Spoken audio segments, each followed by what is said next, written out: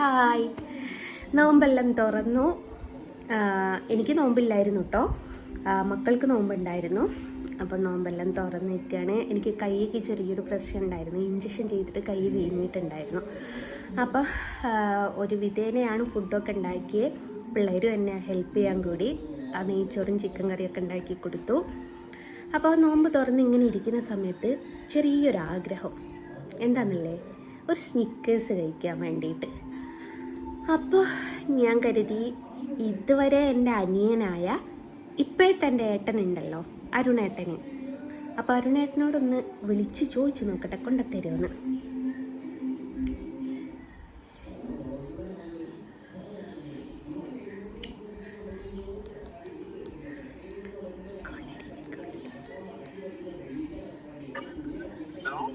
ആ കഴിഞ്ഞോ?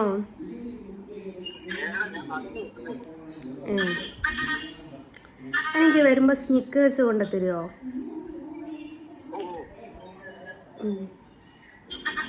ആയിക്കോട്ടെ എന്നാൽ.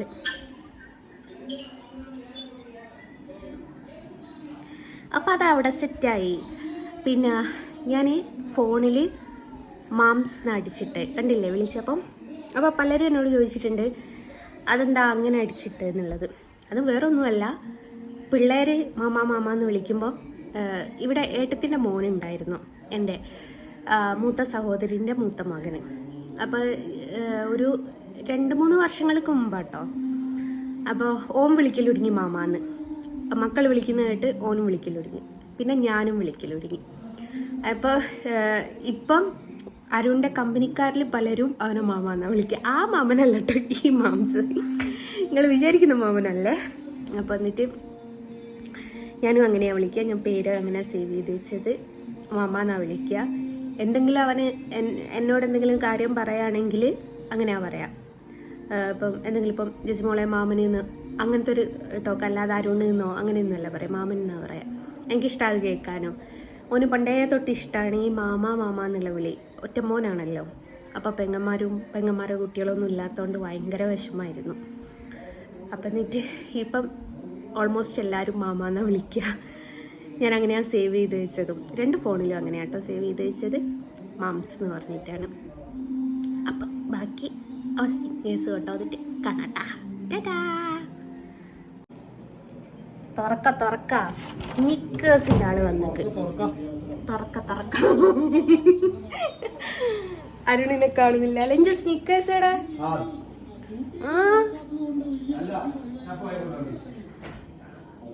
കഷ്ടണ്ട്. അല്ല, ഞാൻ ഗുളിക വാങ്ങി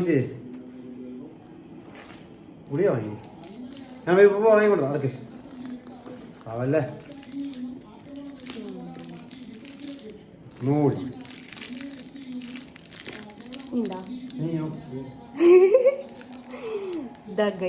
സ്നിക്കേഴ്സ്. ഒരു ഹായ് പറഞ്ഞിട്ട് പോടോ. ഇത്ര ജാട പാടില്ലടോ എന്നെ കണ്ടിട്ട് എത്ര ദിവസമായി. രണ്ട് വാക്ക് ഒന്ന് വിശക്കുന്നോലെ. ഉച്ചക്ക് ചോറുന്നില്ലയും 12-ക്ക് തിന്നില്ലേ? അപ്പൊ നോമ്പ് നോൽക്കുന്നൊരവസ്ഥയോ? രാവിലെ തിന്നാ പിന്നെ രാത്രിയല്ലേ തിന്നാ. അപ്പൊ നോമ്പ് വിൽക്കുന്നത് നീ നോമ്പ് വിൽക്കുമ്പോ എന്താക്കോ?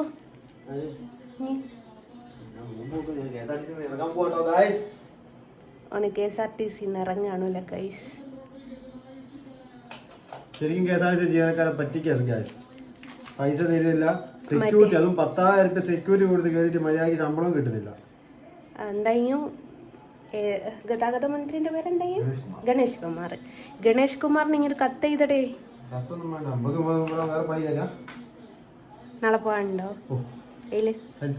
അജ്മേല്? അപ്പൊ ഗൈസ് നാളെ അജ്മേല് ആരെങ്കിലും കാറുന്നോലുണ്ടെങ്കിൽ ഉണ്ടെങ്കിൽ സഞ്ജു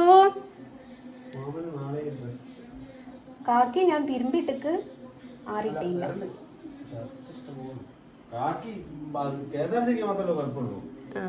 പ്രൈവറ്റ് ബസ്സിൽ എന്ത് തോന്നിവാസവും ആവാന്നുള്ള ഇവന്റെയൊക്കെ അഹങ്കാരമാണ് KSRTC ഇറങ്ങാനുള്ള പ്രചോദനം.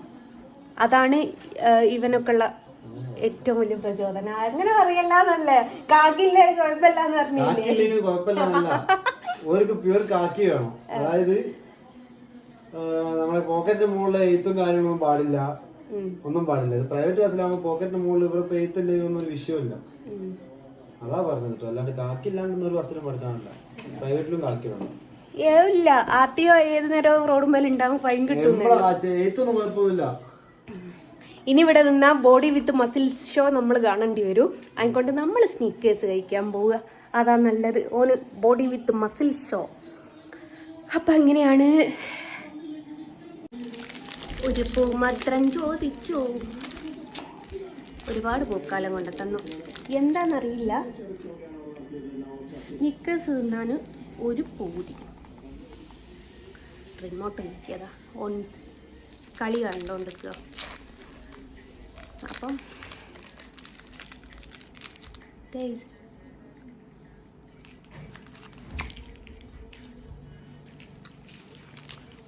എന്താണെന്നറിയില്ല, നോമ്പ് തുറന്ന സമയത്ത് സ്നിക്കേഴ്സ് കഴിക്കാനൊരു തോന്നൽ. നോമ്പൻ തലേന്ന് വീട്ടിൽ പോയില്ലോ, അപ്പോൾ വാപ്പയും ഓരോ ഗൾഫിൽ നിന്ന് കൊണ്ടുവന്ന് സ്നിക്കേഴ്സ് തന്നിട്ടുണ്ടായിരുന്നു. ചെറുത് 2 എണ്ണം. അന്നപ്പോൾ പിന്നെയും കഴിക്കണം തോന്നിയിട്ടുണ്ടായിരുന്നു. അപ്പം അങ്ങനെ വിളിച്ച് പറഞ്ഞു. ഞാൻ വിചാരിച്ചു ഇല്ലയെന്ന് പറഞ്ഞപ്പോൾ പോയിന്ന്.